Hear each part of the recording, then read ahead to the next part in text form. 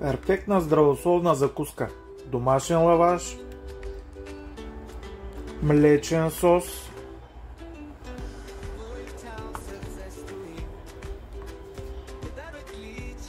прясна чушка,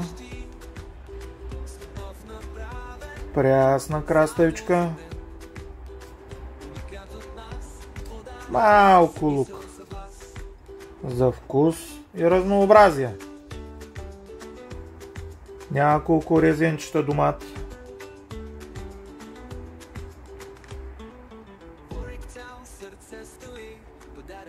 чисто филенце, по-добро от всеки дюнер на пазара.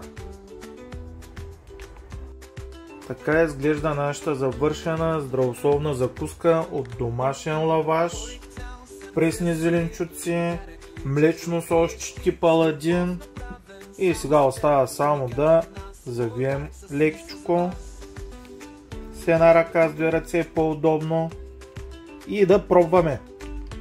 Да тестваме.